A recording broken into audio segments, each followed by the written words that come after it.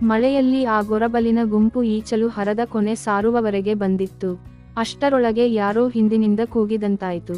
ಮಳೆಯ ಇರಿಚಿಲಿಗೆ ಅಡ್ಡ ನಿಂತು ಉಪಾಯವಾಗಿ ಎಲ್ಲರೂ ತಿರುಗಿ ನೋಡಿದರು. ದೂರದಲ್ಲಿ ಇನ್ನೊಂದು ಗೊರಬಲು ಓಡಿಬರುತ್ತಾ ಇರುವಂತೆ ಕಂಡಿತು. ಹತ್ತಿರಾದಂತೆ ಗೌರಿಗೆ ಅವನ ಗುರುತು ಹತ್ತಿತ್ತು. ಓ ಇಸ್ನಾಥ, ಇವನನ್ನು ಯಾಕೆ ಕಳಿಸಿದ್ರಪ್ಪ, ಈ ಮಳೆಯಲ್ಲಿ ಬ್ಯಾಡಾಂತ ಒಪ್ಪಿಸಿ ಕೂರಿಸಿ ಬಂದಿದ್ದೆ ಎಂದು ತನ್ನೊಳಗೆ ಹೇಳಿಕೊಂಡಳು. ವಿಶ್ವನಾಥ ಸುಬ್ಬಯ್ಯನ ಚಿಕ್ಕಪ್ಪನ ಮಗ. ತಂದೆ ತಾಯನ್ನು ಚಿಕ್ಕಂದಿನಲ್ಲೇ ಕಳೆದುಕೊಂಡುದರಿಂದ ಸುಬ್ಬಯ್ಯನ ಮನೆಯೇ ಅವನ ಮನೆಯಾಗಿತ್ತು. ಹುಡುಗ ಓಡೋಡಿ ಬಂದುದರಿಂದ ಏದುಸಿರು ಬಿಡುತ್ತಾ ಮಾತಾಡದೆ ನಿಂತ. ಎಂಥದೋ ಹುಡುಗ, ಯಾಕೋ ಓಡಿ ಬಂದೆ, ಮೆಲ್ಲಕೆ ಬಂದಿದ್ದರೆ ಆಗ್ತಿರಲಿಲ್ಲವೇನೋ, ಹುಚ್ಚು ಮುಂಡೇಗಂಡ, ನಾವೇನು ಕಳೆದು ಹೋಗ್ತಿದ್ದೆವೇನೋ, ಹೋಗ್ಲಿ ಹೇಳು.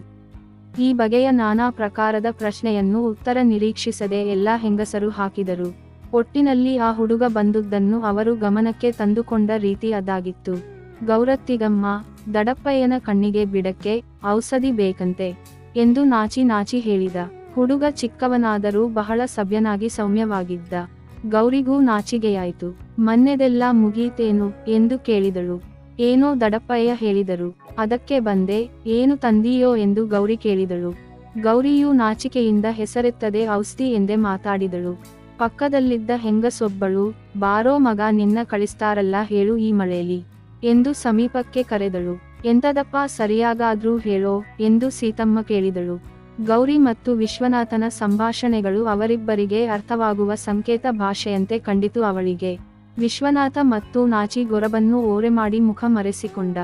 ಗೌರಿ, ಮಾವನದು ಇಂಥವೇ ಎಂದು ರೇಗಿದಂತೆ ನಟಿಸುತ್ತಾ ನಾಚಿಗೆ ಮರೆಸಲೆತ್ನಿಸಿದಳು. ಇದರಿಂದ ಆ ಹೆಂಗಸರಿಗೆ ಇನ್ನೂ ಕುತೂಹಲ ಕೆರಳಿತು. ವಿಶ್ವನಾಥ ಒತ್ತಿ ಹಿಡಿದ ಸಂಯಮದಿಂದ ಈ ಕಡೆ ತಿರುಗಿ, ದಡಪ್ಪಯ್ಯನಿಗೆ ಕಣ್ಣಿಗೆ ಬಿಡಕ್ಕೆ ಎದೆ ಹಾಲು ಬೇಕಂತೆ, ಒಳಲೆ ಕೊಟ್ಟು ಕಳಿಸಿದ್ದಾರೆ ಎಂದು ಹೇಳಿ ಅಷ್ಟರೊಳಗೆ ನಾಚಿ ಸರಕ್ಕನೆ ಮುಖ ತಿರುಗಿಸಿಕೊಂಡ. ಅಯ್ಯಯ್ಯೋ ನಾಚಿಕೆ ನೋಡೋ ಇವನಿಗೆ ಎಂದು ಹಲವು ಹೆಂಗಸರು, ಮೊನ್ನೆ ಮಲೆ ಕುಡಿಯಾದು ಬಿಟ್ಟಿದ್ದಾನೆ, ದೊಡ್ಡ ಗಂಡಸು ಆಡಿಂಗೆ ಆಡ್ತಾನೆ ಎಂದು ಕೆಲವರು, ಈ ಹುಡುಗರು ಹಿಂಗೇಂತ ಹೇಳ ಹಂಗಿಲ್ಲ ನೋಡಿದಿರಾ ಅಬ್ಬಬ್ಬ ಎಂದು ಮತ್ತೆ ಹಲವರು ವಿಶ್ವನಾಥನನ್ನು ಮನಸ್ವಿಯಾಗಿ ಲೇವಡಿ ಮಾಡಿ ಅವನ ಕಣ್ಣಿನಲ್ಲಿ ಹನಿಗೂಡುವಂತೆ ನಾಚಿಸಿದರು. ಈ ನಡುವೆ ಗೌರಿಯೂ ನಾಚಿದಳು.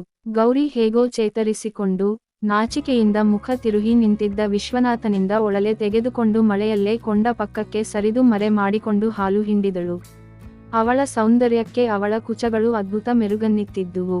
ವಿಶ್ವನಾಥನ ವಿಪರೀತ ನಾಚಿಕೆಯು ಅವಳಲ್ಲಿನ ಸ್ತ್ರೀತ್ವವನ್ನು, ಸೌಂದರ್ಯವನ್ನು ದಿಗ್ಗನೆ ಜ್ಞಾಪಿಸಿದುವು.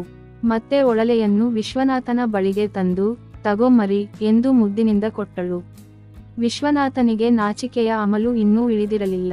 ತಲೆ ತಗ್ಗಿಸಿಕೊಂಡು ಒಳಲೆ ತುಳುಕದಂತೆ ಅಂಗೈಯನ್ನು ಒತ್ತಿ ಹಿಡಿದು, ಸೂರಾಚಾರ್ರು ಬಂದಿದ್ದಾರೆ ಅತ್ತಿಗಮ್ಮ ಔಷಧಿ ಮಾಡಕ್ಕೆ ಎಂದು ಹೇಳಿ ತಡೆದರೆ ಇನ್ನೇನು ಹೇಳಿ ಈ ಹೆಂಗಸರ ಗುಂಪು ಲೇವಡಿ ಮಾಡಿ ನಾಚಿಸುತ್ತದೋ ಎಂದು ಒಂದೇ ಸಮನೆ ಹಿಂದಿರುಗಿ ಓಟಕ್ಕಿತ್ತ.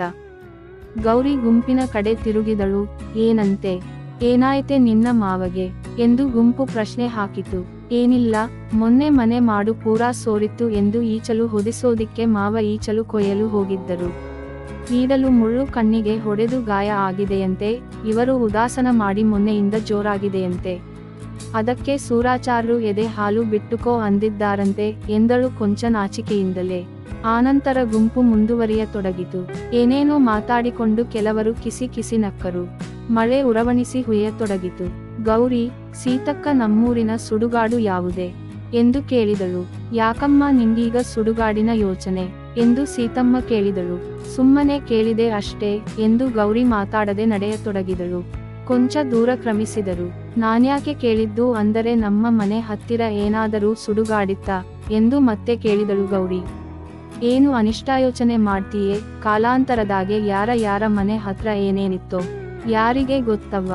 ನನ್ನ ಮನೆ ಹತ್ತಿರ ಗುಂಡಿ ತೋಡಿಸಬೇಕಾದರೆ ಸತ್ತೋರ ತಲೆದೆಸೆಯಲ್ಲಿ ಹಣತೆ ಸಿಕ್ಕಿತಂತೆ. ಸಯ್ಯೇನು, ಎಲ್ಲಾ ಜಾಗದಾಗ ಜನ ಹುಟ್ಟಿದ್ದಾರೆ ಸತ್ತಿದ್ದಾರೆ, ಅದಕ್ಕೆ ಯಾಕೆ ಯೋಚನೆ. ಹಾಗಲ್ಲ ಸೀತಕ್ಕ, ನಮ್ಮ ಹಿತ್ತಲು ಹಿಂದೆ ಈಚಲು ಹರನಾಗೆ ಅರಮರಲು ಗಿಡ ಇದೆಯಲ್ಲ ಅಲ್ಲಿ. ಹೂ ಸರಿ, ಅಲ್ಲಿ 3 ತಲೆ ಬುಳ್ಳೆ ಗೂಡು ಬಿದ್ದಿದ್ವಕ್ಕ, ಕಣ್ಣಿನ ಖಾಲಿ ನನ್ನನ್ನೇ ನೋಡಂಗಾಗಿ ಬೆಚ್ಚಿ ಬಿದ್ದೆ ನಾನು. ಹುಟ್ಟಿ ಮನೆ ಹಿಂದೆ ಹೆಂಗಸರು ಮಕ್ಕಳು ಓಡಾಡೋ ಜಾಗದಾಗೆ ಸುಡುಗಾಡು ಮಾಡಿ ಹೆಣ ಹುಗಿತಾರೇನೆ. ಅದಕ್ಕೇನೇನು ನೀನು ಸುಡುಗಾಡು ಯಾವುದೂಂತ ಕೇಳಿದ್ದು. ಮತ್ತೆ ಹ್ಯಾಂಗೆ ಬಂತು ಬುಳ್ಳೆ ಚಿಪ್ಪು. ಅದು ಯಾವುದೋ ಮುಷಿಯನದೋ ಮಂಗನದೋ ಇರಬೇಕು. ನಾವು ಬಿಲ್ಲೋರು ಮಂಗನನ್ನು ತಿನ್ನೋದಿಲ್ಲ, ಮತ್ತೇನು ನಾವು ತಿಂದು ಅಲ್ಲಿ ಎಸೆದಿವಿ ಅಂತಾನ? ನಾವು ಮಂಗ ಇರಲಿ ಹಂದಿನೂ ತಿನ್ನಲ್ಲ.